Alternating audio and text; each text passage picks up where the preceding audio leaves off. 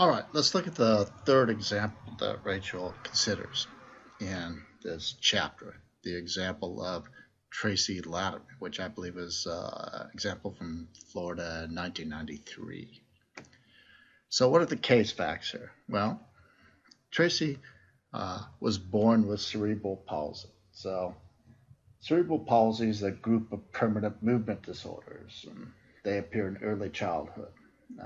The signs and the symptoms kind of vary among individuals, but often the symptoms include poor coordination, stiff muscles, weak muscles, tremors. There can be problems with sensation, vision, hearing, swallowing, and speaking. Oftentimes, babies that have cerebral palsy don't roll over, they don't sit or crawl or walk as early as other children of their age. Other symptoms can include seizures, and Tracy had these, problems with thinking or reasoning, either of which occur in about a third of the cases of cerebral palsy. And while the symptoms may get more noticeable over the first few years of life, the underlying problems do not necessarily worsen over time. Cerebral palsy is probably the most common movement disorder in children. It occurs in about 2 out of 1,000 live births, so it is pretty common. And cerebral palsy is a disorder that's been documented all the way back to Hippocrates, who was a physician in the 5th century BC. So it's nothing novel or new, but it is a very serious disease, and it's a spectrum disease. It can be milder or more severe. And in Tracy's case, it was quite severe. And in fact, her seizures had caused her to have multiple operations, and it was the assessment of her father and her doctors that she was in severe pain and that she would likely remain in severe pain. She was also wasting away. So it was determined that she had a mentality of a 3-year-old, so she had thinking and reasoning problems. She was wasting away. She was in constant pain. She was undergoing surgeries. It looked like she was going to have a number of surgeries in the future, so she was in a bad way. This was a pretty severe and troubling case of cerebral palsy. So one day, when the rest of the family was gone, the father ran a hose from the exhaust into the cabin of the car, placed Tracy in there, and killed her through asphyxiation. And his characterization, his lawyer's characterization of that act would be an act of euthanasia or mercy killing. He was trying to prevent her from having a continually decreasing quality of life, living in constant pain with no possible hope of getting better. That would be how he would characterize it anyway.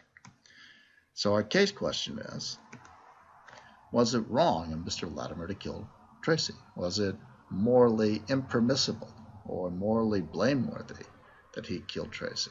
Or was it morally acceptable or allowable that he killed Tracy, or even morally praiseworthy that he could kill Tracy?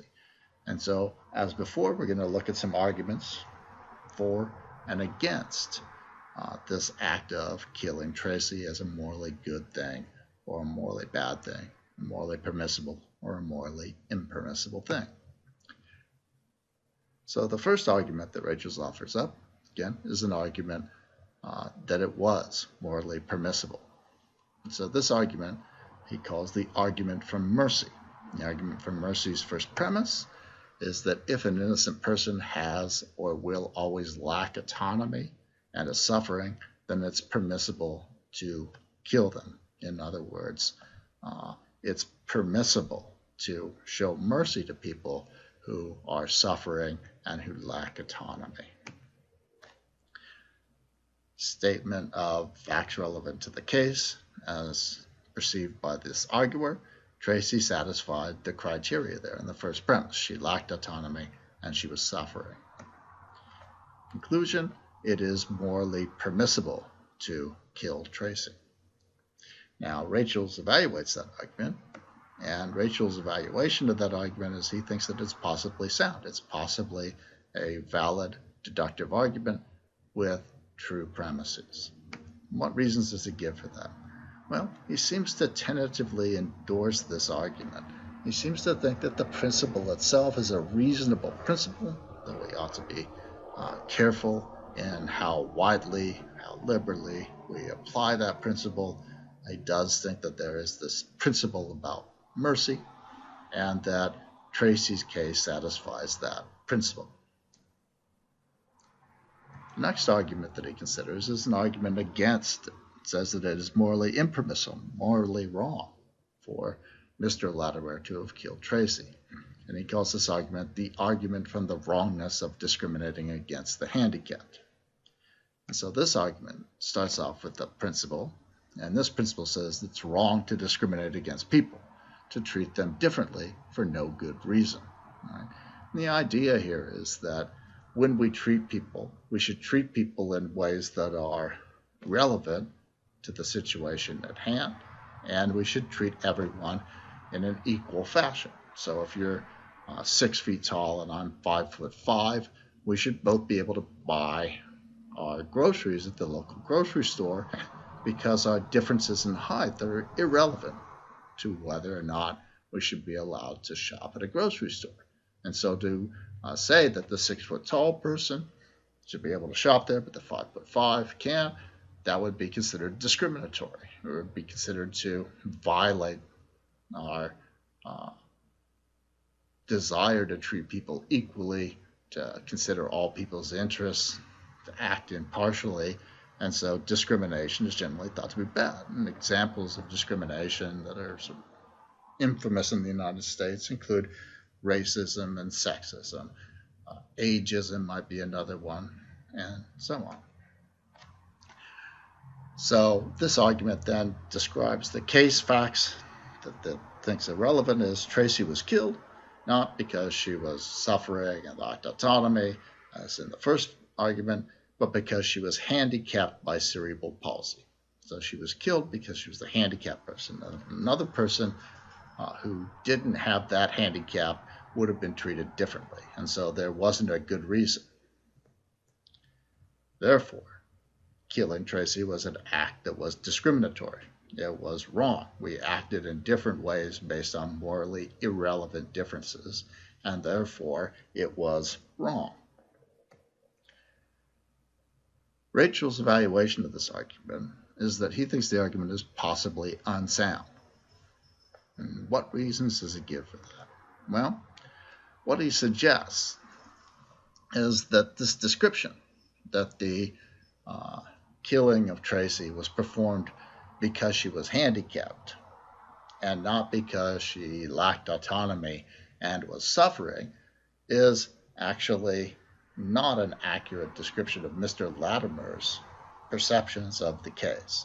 So Rachel suggests that Mr. Latimer's claim that Tracy was suffering had no current or prospective autonomy is a pretty plausible reason to treat her differently. It's a sufficient motivation for his actions that is in fact morally relevant in this particular case. And so what Rachel is arguing against is that first principle. It's wrong to discriminate against people isn't a principle that applies in Tracy's case, because we're not just picking arbitrary or irrelevant differences between one individual and another and treating them differently on the basis of those irrelevant differences. There's a relevant difference here, a morally relevant difference, Rachel suggests. That morally relevant difference in his mind is that Tracy, in fact, had no current or prospective autonomy, and Tracy, in fact, was suffering. And those facts, Rachel thinks, are morally relevant. They were the things that motivated Mr. Latimer's behavior, and as a result, he thinks it's plausible, or at least possible, that this argument is an unsound argument, that the second premise was false. It's not the real reason why Tracy was killed, and hence the argument fails to establish the conclusion. In the next segment, we'll look at the second argument that's offered up against this idea that Mr. Latimer was morally acceptable in killing Tracy.